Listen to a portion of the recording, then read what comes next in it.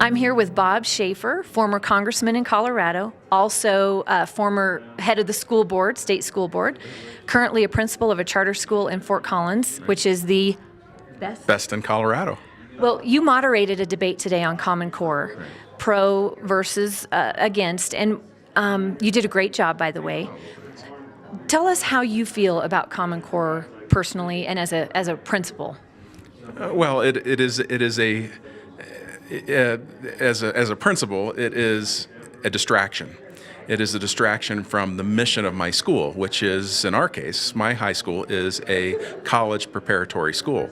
The Common Core standards are predicated on career and college readiness. So half of that definition is not of particular interest to my school. So it is a distraction because my kids will eventually be tested and the state will try to assert whatever authority it thinks it has over a charter school to push us in a direction of educating children for working in a hotel, which we won't do.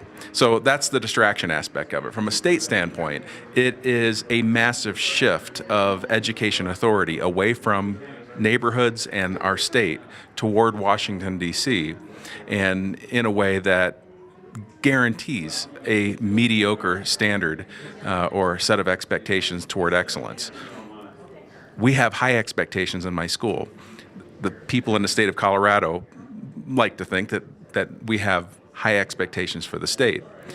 But the moment you talk about merging your standards and expectations with those of all other states, it guarantees that the answer will be some mediocre point of agreement and consensus, which will be different.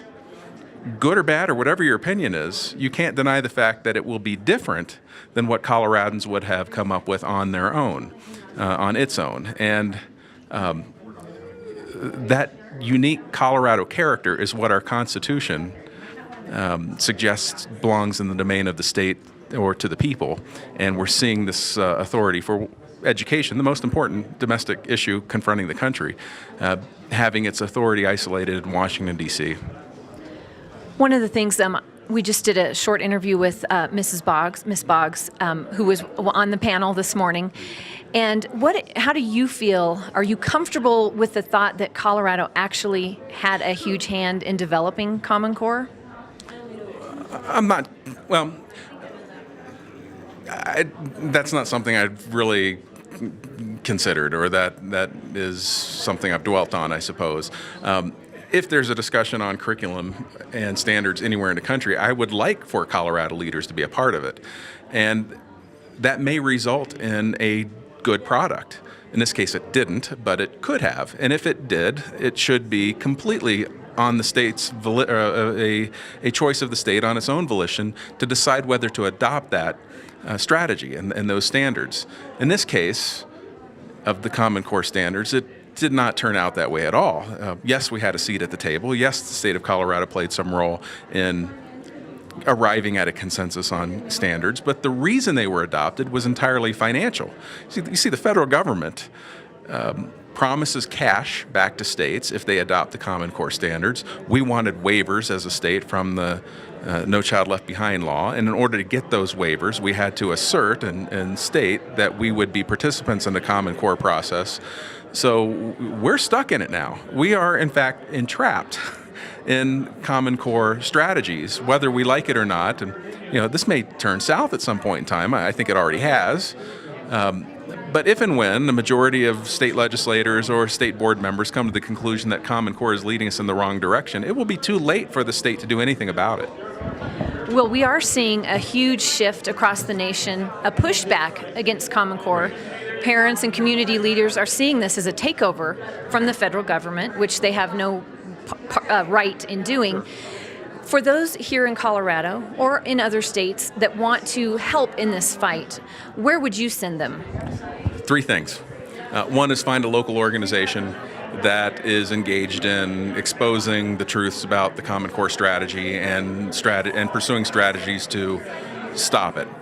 There's a group called Parent-Led Reform here in Colorado, which this organization that we're here about as members of and is influenced by. So Parent-Led Reform is one group in Colorado. There may be others, I suppose. One is joining an organization like that just to shed light on Common Core strategies and try to stop it and persuade legislators and school board members that this is not a good thing, but in fact a harmful thing. Secondly, is it's not just enough to say we're opposed, let's stop it. We've got to be responsible and persuasive in this debate. We need to propose a better solution. And so we need to paint the picture of what the future should be, not just what the present should not be. And then the last thing is, while we're engaged in this discussion over the most massive bureaucracy in America and in states, which is public education, realize that it may take a long time to change this, and many of us want to be concerned about our kids now.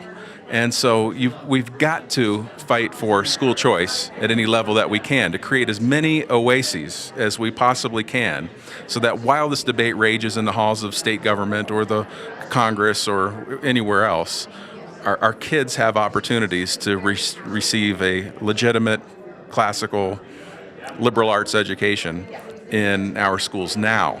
So don't lose focus of the fact or don't lose sight of the fact that choice still works.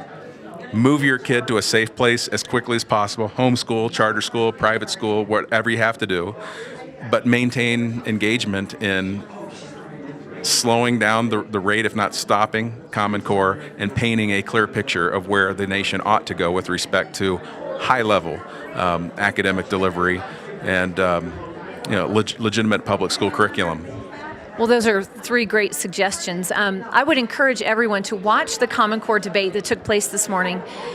You can go to steamboatinstitute.org and watch it, and we thank you so much for being here. Thank you for the great job that you did today. Oh, thank you.